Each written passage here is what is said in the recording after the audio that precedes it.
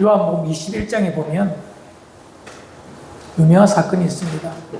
부활하신 예수님께서 디베라 호수, 갈릴리 호수에 찾아오십니다.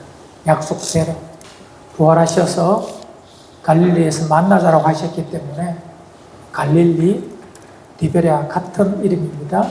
디베라 호수에 주님이 가십니다. 언제? 새벽에 가보니 예수님의 제자 7명이, 어부 출신 7명이 과거에 주님 따르기 전에 그 모습 그대로 그 갈릴리 바다에서 물고기를 잡고 있습니다. 밤이 맞도록 밤새도록 잡지만 잡은 것이 없습니다. 이 주님은 그 디베라 호수가에서 앉으셔서 안트라키아라고 말하죠. 불을 피워 놓으십니다. 그리고 준비하신 물고기를 가지고 제자들을 위하여 아침을 만들고 계십니다. 제자들을 불러 기적을 통하여 물고기를 잡게 하시고 제자들이 이제 물가로 나옵니다. 따뜻하게 숯불을 피워 놓으시고 제자들을 둘러 앉히시고 너희들이 잡아온 것 좀 더 다오고 이렇게 말하면서 충분히 풍성하게 아침을 준비해 주십니다. 따뜻하게 불 피워서 지친 헌 몸을 데워주시고 아침을 주시고 그리고 사랑했던 제자 베드로에게 묻습니다. 요한의 아들 시몬아, 베드로가 본 이름은 시몬입니다. 아버지는 요한이고요. 요한의 아들 시몬아, 네가 이것들보다, 이 사람들보다 많이 잡힌 물고기보다 153마리지요. 물고기보다 이게 모든 사람들보다 나를 더 사랑하느냐라고 물으십니다. 이에 그가 압니다. 사람이 무서워서 로마 총독의 칼이 심판이 무서워서 주님을 모른다 욕하고 부인해버렸던 그 베드로를 향하여서 주님은 물으십니다. 요한 아들 시몬아, 네가 나를 사랑하느냐 물으시니 모든 것 다 아시는 그분 앞에 말할 수가 없습니다. 내 마음 주님이 아십니다라고 말합니다. 동일한 질문을 3번 하시죠.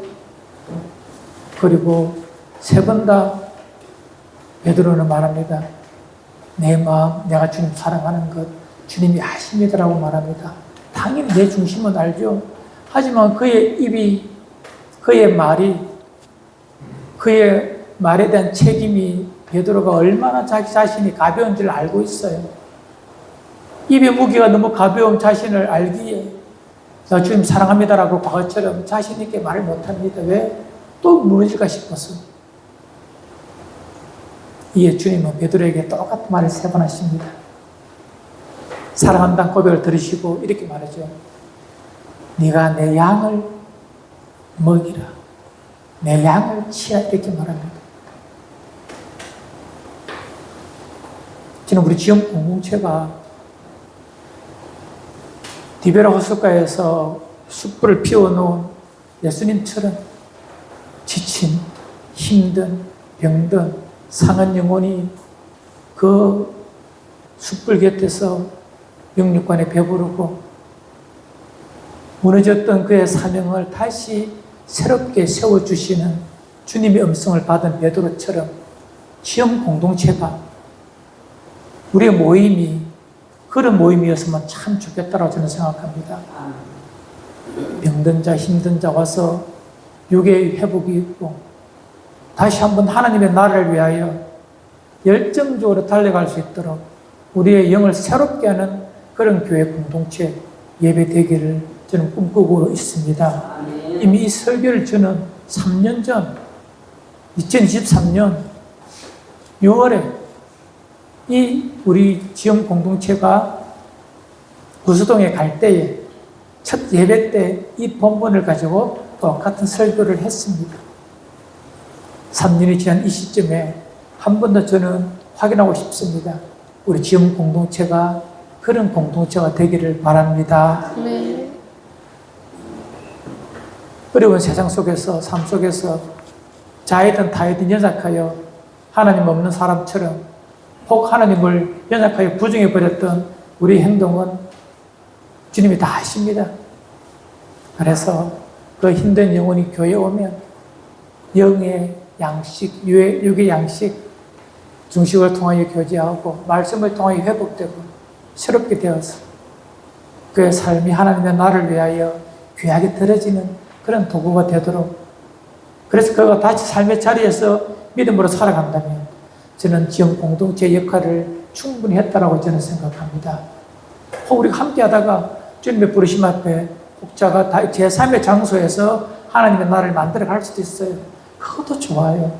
그 어디든지 그 선 자리에 하나님의 나라를 만들어 간다면 그것으로 충분한 것입니다. 그래서 저는 우리 교회의 수적인 부흥, 양적인 부흥, 그보다 더 소중한 것은 한 분 한 분이 주님의 말씀 앞에서 자기가 걸어가야 될 믿음의 걸음을 새롭게 정확하게 걸어갈 수 있도록, 새로운 삶을 시작할 수 있도록 마음에 불을 지펴준다면, 마음을 새롭게 할 수 있다면 교회의 역할로 저는 다 했다고 생각합니다. 우리 지엠의 모든 지체들도 이런 마음을 가지고 지엠 공동체를 섬겨주시기를 바랍니다. 오늘 함께 나누고 싶은 말씀은 구약적 의미에서의 디베랴 호수, 겟네사렛 바닷가 그 한 곳을 설명해 드리고자 합니다. 그것이 바로 아둘람이란 곳에 있는 굴입니다. 여러분 잘 아시지만 하나님의 나라를 우리가 구현해 가고 있습니다. 하나님의 나라에 그림자가 있습니다. 예수님이 십자가를 통하여 그의 죽으심과 부활을 통하여 하나님의 나라가 이제 시작되었는데, 이미 그분 오시기 전에 하나님은 많은 구약의 성경들을 통하여 하나님의 나라의 모습들을 그림자, 혹은 모형, 타이폴로지라고 말하는데, 모형론이라고 말하는데 그것을 통해 보여주셨어요. 하나님의 나라는 이렇게 되어져야 돼. 그 모형 중 하나가 바로 이 오늘 읽었던 말씀입니다. 믿음의 사람 다윗이 그가 하나님의 위대한 승리 속에 그가 골리앗이라는 가드의 장수를 때려 눕힙니다. 사실 잘 아시죠? 사무엘 17장 정도에 나오는데 자그마한 군대도 못 갈 어린 나이에 16, 7, 8 정도 될 겁니다. 그 나이에 나이가 20살이 돼야 군대에 징병되거든요. 군대를 못 간 그가 형들을 위문자 가서 하나님 이름을 만으로 여기는 큰 거인 2m 60, 70대는 엄청난 네피림족 같은 그 엄청난 그 사람이 그 골리앗이 나와서 하나님의 군대를, 하나님의 나라의 백성들을 무시하고 참담케 합니다. 이 하나님의 의분을 가진 다윗이 그 골리앗을 때려 눕히는 것, 참 대단한 재밌는 이야기입니다. 그 사건 이후에 수많은 이스라엘 사람들이 다윗을 칭송합니다. 그 칭송에 전리품으로 받은 것이 뭐라? 왕의 부마가 되는 거예요. 부마가 뭐죠? 사위. 사울 왕의 사위가 되었습니다. 사울이 그의 딸 미가를 주어서 결혼시켰어요. 이제 다윗에게는 겁나는 것이 없습니다. 또 그에 준 직분이 있습니다. 군대 대장군을 줍니다. 큰 군대를 이끌 수 있는 군수 지휘권을 그에게 줍니다. 지금은 사단장 중에 하는 엄청난 특기를 주죠. 왕의 사위입니다. 큰 군대를 가졌습니다. 이제 그의 어깨가 높아질 것, 힘들 것, 힘이 들어갈 것 같습니다. 그런데 말입니다. 그때부터 이상한 소문이 그 나라에 떠돕니다. 젊은 사람들이, 혹 아녀자들이 이상한 노래를 불러요. 사울이 죽인 자는 천천히요, 다윗이 죽인 자는 만만이라. 이 말을 듣고 있던 사울이 마음에 병이 듭니다. 왜요? 내가 다윗보다 못하냐? 나의 왕위가 저 사람에게 갈 것인가? 이런 이상한 마음이 들어요. 그가 외적이 아니라 외구가 아니라 나의 대적이 아니라 자기 사위입니다. 그럼에도 불구하고 사위에게 자기의 나라가 넘어갈까 싶어서 그때부터 다윗을 죽이려고 합니다. 그리고 끊임없이 다윗에게 죽임에 대한 시도를 하죠. 몇 번이고 창을 던져서 그를 죽이려고 합니다. 이에 다윗이 피합니다. 다윗은 알고 있어. 이미 어렸을 때 하나님께서 사무엘을 통하여 그에게 기름 부음을 해주었습니다. 장차 네가 왕이 될 것이다라는 것을 말씀해 주셨거든요. 하지만 그의 때가 아님을 알고 있기에 다윗은 피합니다. 사무엘에게 가서 이 모든 상황을 말하니 사무엘이 기도해 주고 성경에 나와 있지 않지만 어떻게 살아야 될지에 대한 답을 준 것 같아요. 그리고 그가 피한 곳이 높 땅입니다. 높. 거기에는 제상이 있고 아히멜렉이라는 제상이 있고 하나님의 성막에 있는 기물들도 좀 있는 그런 땅입니다. 높 땅에 이르니 이 아히멜렉 제사장이 겁을 내죠. 대장군이 왕의 부마가 왜 저렇게 혼자 오지 묻습니다.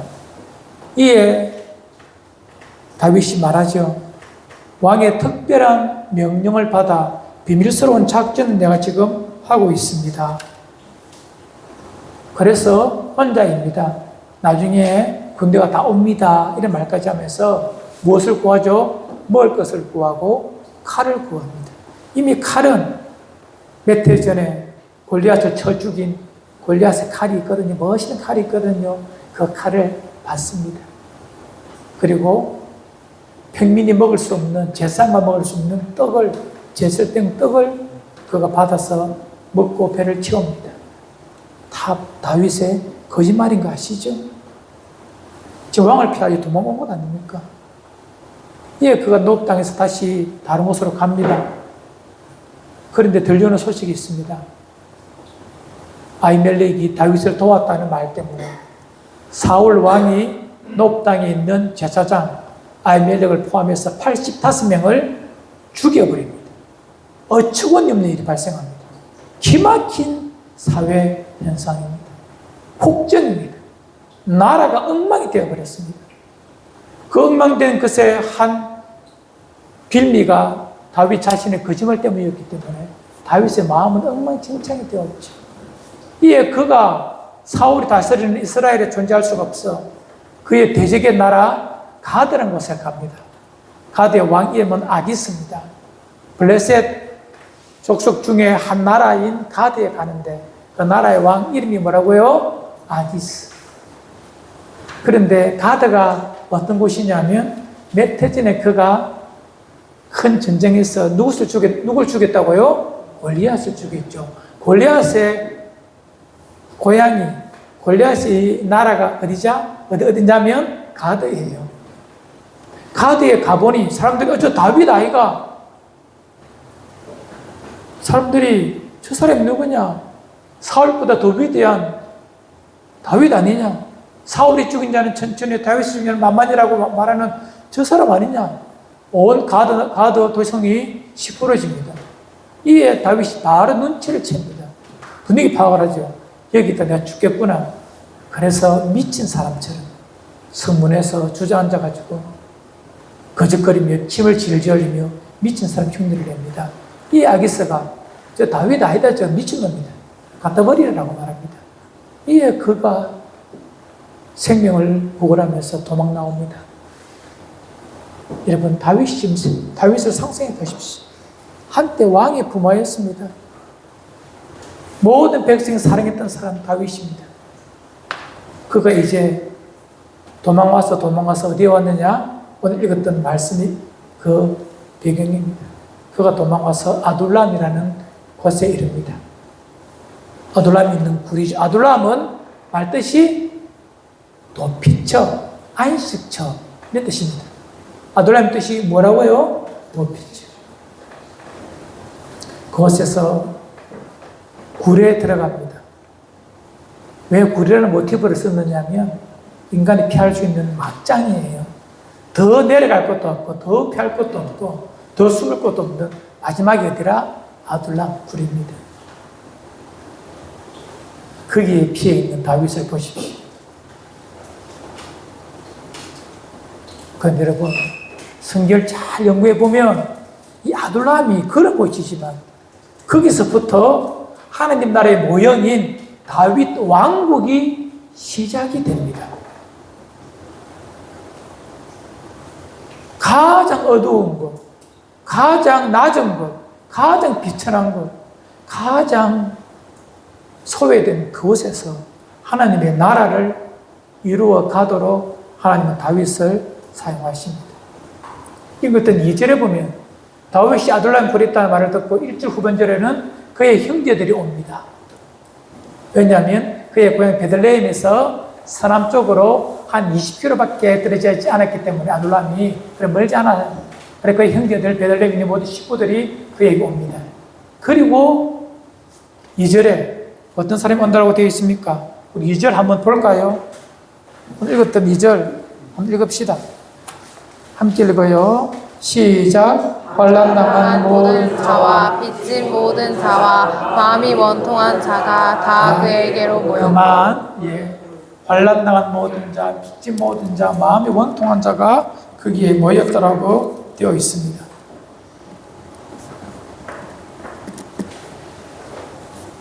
모여드는 사람이 환난당한 자, 빚진 자, 원통한 자입니다. 사울의 나라에서 고통당하고 배신당하고 사울이 내린 세금 때문에 빚을 져서 집 팔고 다 빚진 자 되어버린 그 사람이 그에게 모여든 것입니다. 다윗은 그런 자들을 모아, 그런 상처 입은 자들을 모아, 그런 연약한 자들을 모아 하나님의 나라를 만들어 갑니다. 저는 바라기는 지금 공동체의 모습이 이와 같기를 바랍니다.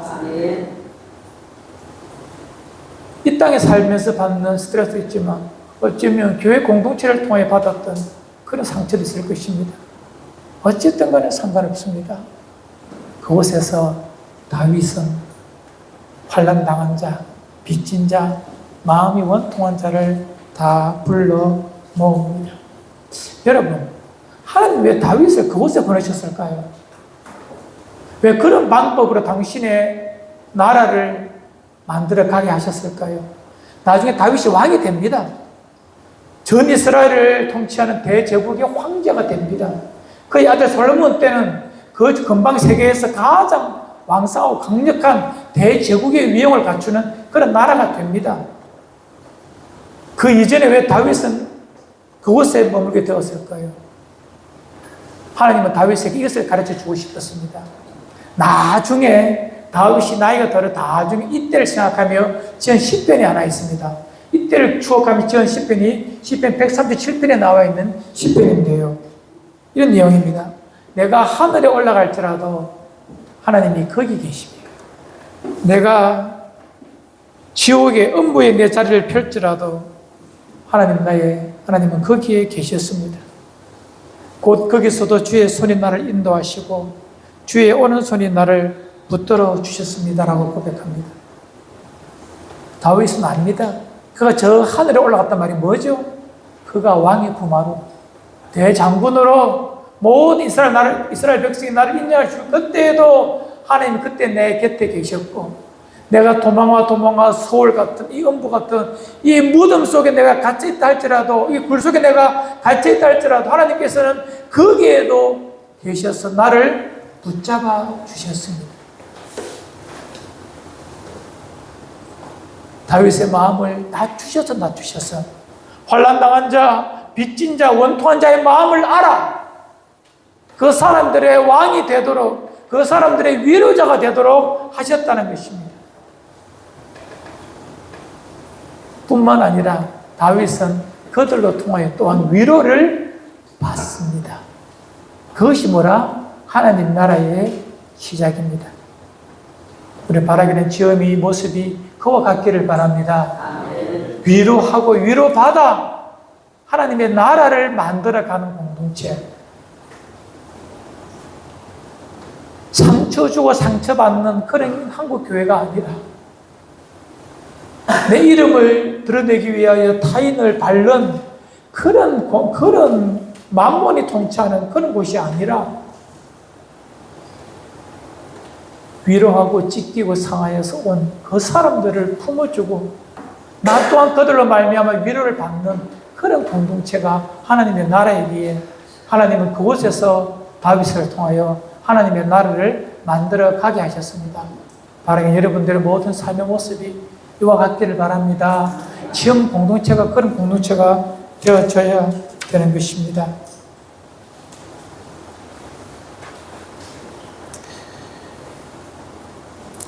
하나님께서 우리에게 주신 많은 날들을 보면 의미 없는 시간들이 없습니다. 다윗에게 그것이 있어야 될 이유는 하나님의 나라가 그런 곳을, 그런 사람들을 통해 세워지는 것을 보여주시기 위해서 그런 사람을 만나게 하셨거든요. 예화 하나 드리겠습니다. 예화. 제가 종종 안 하는데 예화를 드릴게요. 요즘에 유명한 세계적인 애니메이션 회사가 있죠. 디즈니. 들어보셨습니까? 월트 디즈니라는 사람이 있었어요. 그 사람이 전공이 뭐냐 하면 그림 그리는 사람입니다. 그런데 그렇게 뭐 타고난 실력도 아니었고 재능도 그렇게 많은 사람도 아닙니다. 그래서 그의 실력을 가지고 갈 수 있는 것은 그가 다니는 교회에서 뭘 했다고? 교회에서 그림을 그리는 사람이었어요. 벽화라든지 포스터를 그리는 사람이었습니다. 디즈니가. 그 수입이 얼마 되겠습니까? 알바를 하는 그 일이 돈이 얼마 안 되는 것입니다. 근사한 아뜰리에도 없습니다. 그래서 그가 자기 아버지 차고 옆에 있는 조그마한 방에서 그림 연습을 많이 하죠. 그림 늘지도 않습니다. 그림 그려도 인정하는 사람도 없고 팔리지도 않습니다. 몇 해를 지나갑니다. 얼마나 따분하겠습니까? 하루는 열심히 그림을 그리는데 조그마한 생쥐가 왔다 갔다 합니다. 처음에 놀랐는데 이놈이 금도 없이 왔다 갔다 하는 거예요. 이게 먹고 있다가 과자 부스러기를 주니까 받아 먹어요. 2번, 3번, 4번 주니까 이놈이 친구처럼 왔다 갔다 때가 되면 밥 먹으러 찾아오는 거예요. 그러다가 어느 순간 쥐가 사라져 버렸습니다. 시간이 많이 지났어요. 훗날 그가 사업을 열심히 해보지만 도통 사업이 되지 않습니다. 하는 것마다 쪽쪽 망합니다. 이에 그가 문득 그의 머리를 스쳐간 하나의 사건이 있습니다. 그가 수년 전에 보았던, 차고에서 보았던 생쥐 한 마리, 그것을 애니메이션에서 그립니다. 그 생쥐 이름이 뭐죠? 미키마우스. 그때부터 그가 이래야 미국 영화와 애니메이션계에 하나의 거성으로 나타나기 시작하죠. 왜 그가 생쥐를 만났는가? 그의 삶의 생쥐는 가슴 밑바닥, 오늘 성경적으로 말하면 다윗이 만난 아둘람의 사람들과 똑같습니다. 여러분들, 우리 삶 속에 평탄한 점이 있으면 얼마나 좋겠습니까? 그런 사람은 없습니다. 나름대로 다 아프고 힘들고 고통스럽습니다. 그러나 하나님의 손은, 하나님의 인도하심은 온전하고 정확합니다. 그렇던 찬송처럼 그분의 인도하심과 부르시면 실수가 없고 헛됨이 없습니다. 그분은 나를 나보다 더 사랑하시고 그분은 나를 나보다 더 잘 아십니다. 그래서 그분의 인도하심은 항상 완전하고 완벽합니다. 의심하지 말고 그분이 나를 이곳에 부르셨다면 이곳에서 하나님의 나라를 일구 가는 여러분 되시기를 바랍니다. 더 나은 곳, 더 좋은 곳에서 하나님의 나라를 만들으라고 하신 것이 아니라 내가 서 있는 그 자리에서, 그 현장에서 하나님의 나라를 만들어 가는 것입니다. 그것이 진짜 하나님의 나라라니까요. 숫자 수만 명이 모이고 엄청난 양의 재정과 힘을 가지고 만들어가는 것이 하나님의 나라가 아니라 하나님의 나라는 물고기 2마리, 보리떡 5개로 거꾸로. 보리떡 5개와 물고기 2마리를 만들어지는 것이 하나님의 나라입니다. 이해되시죠? 그것으로 만들어진 하나님의 나라라니까요. 200데나리온의 돈으로 만들어지면 하나님의 나라가 아니라 그냥 보통 세상 사람들이 말하는 만문의 나라입니다. 오늘 아둘람 굴에 모인 사람들, 만난 사람들을 함께 나누었습니다. 그들이 만난 것은 어쩌면 다윗 말고 소문 듣고 온 사람, 다윗이 아둘람 굴에 와 있대. 한번 가보자. 혹 그가 나를 위로할 수 있다. 그래서 찾아온 자가 저분들 아닙니까? 마음이 원통하다 할 때, 저 말을 제가 연구해 보니까요, 마음이 원통하다. 이 원통하다 다들 그대로 쓴 사람이 있습니다. 사건이 있습니다. 여러분, 사무엘의 어미 누구죠? 한나가 있습니다. 한나는 무자, 결혼했지만 자녀가 없어요. 이에 그의 남편의 첩, 그의 대적자 브닌나라는 여자가 애를 낳았거든요. 그때부터 오메감에 한나를 무시합니다. 본처를 무시한다는 거예요. 이에 한나가 그 마음이 어떻겠습니까? 그 마음이 뭐라? 원통하다. 이렇게 말합니다. 억울한 거예요. 저것 봐라. 왜 세상이 왜 이렇지? 하나님 참 불공평하신 하나님, 왜 나에게는 아들을 안 주십니까? 라고 말해. 이 불편한 마음. 세상을 향하여 나 외에 내 바깥을 향하여 원망하고 싶은 그 불편한 마음이 원통이 난다는 거예요.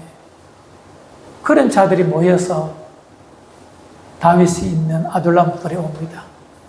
서로 만나 위로자가 되고 품어줍니다. 이제 그 아둘람 굴은 굴이 아닙니다.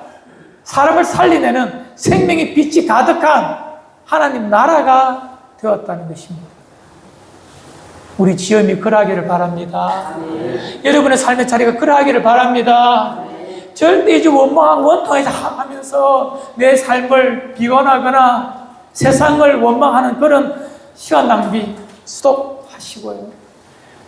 나를 사랑하시는 그분이 세우신 곳이라면 그곳이 뭐라? 하나님의 나라를 만들어 가야 될 현장임을 알기에 나를 보내신 그분 앞에 그분의 빛을 증거하며 하나님의 백성다운 하나님의 부르신 거룩한 제사장처럼 살아가는 자가 하나님의 백성이 아니겠습니까? 그러니까 저는 너무나 좋아하는 말씀 베드로전서 이 말씀을 참 좋아합니다. 함께 베드로전서 2장 9절입니다.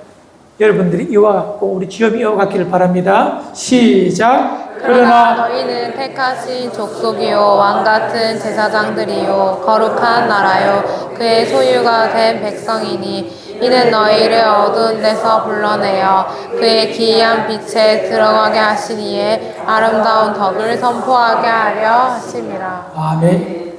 지엄이 그러하고 여러분들 한 분 한 분이 이와 같기를 바랍니다. 이제 원망하면서 불평하면서 빚져서 끌려다니는 그런 삶 말고요. 택하신 족속이 왕같은 제사장의 거룩한 나라요 그의 소유된 백성임을 자각하시고 왜 나를 이 어두운 데서 불러내었는가? 그리고 그의 기이한 빛에 들어가게 하셨는가? 제일 뒷부분입니다. 그의 아름다운 덕을 말하고 선포하게. 그 예수님의 생명의 복음을 전하는 증인으로 부활의 증인으로 살라는 것입니다. 이 빛을 어둠 속에 있는 자들에게 비춰주라고 원통하나 아프나 힘드나 서럽나 다 와라. 위로해 주면 됩니다. 그리고 그리스도 안에서 새롭게 세워져서 내게 비추신 생명의 빛을 오로지 다른 사람에게 흘러보내는 공동체 증인으로서 사는 지엄의 지체를 되면 얼마나 좋을까요? 이것이 지엄 공동체의 정체성이고 모습이기를 바랍니다. 여러분들의 모습이기를 바랍니다. 그래 살면 우리의 삶은 날로 새롭습니다. 날로 생명으로 풍성해질 것입니다. 성경 하나만 읽고 마칩시다. 이사야서 58장 10절, 11절입니다. 제가 참 좋아하는 말입니다. 제가 힘들 때마다 위로받았던 말씀이죠. 어떻게 살아야 되는지에 대한 정확한 행동의 지침서입니다. 함께 읽읍시다. 58장 10절 시작. 줄인 자에게 내 심정을 동하며 괴로워하는 자의 마음을 만족해 하면 내 빛이 흑암 중에서 발하여 내 어둠이 낮과 같이 될 것이며 나 여호와가 너를 항상 인도하여 마른 곳에서도 내 영혼을 만족해 하며 내 뼈를 경고케 하리니 너는 물된 동산 같겠고 물이 끊어지지 아니하는 샘 같을 것이라. 아멘. 여기서 너 거기에다가 우리 지엄의 이름을 넣어도 되고 정용식과 개인의 이름을 넣어도 됩니다. 이것이 하나님의 나라의 모습이요. 하나님의 나라의 모델 하우스인 지엄 공동체의 모습이라고 생각합니다. 이래 살면 내 속의 어둠은 다 사라질 것입니다. 내 생명은 물된 동산 같아서 넉넉하게 흘러보내어서 내게 듣는 수많은 사람들이 그리스도 예수 안에서 영원한 생명수를 마심으로 그의 삶이 다시 살아나게 될 것입니다. 제가 바라는 지금 공동체, 우리가 살아있는 모든 날 동안 이런 삶을 살다가 가야 천국 백성입니다. 여러분, 우리의 삶이 이런 삶이 되어서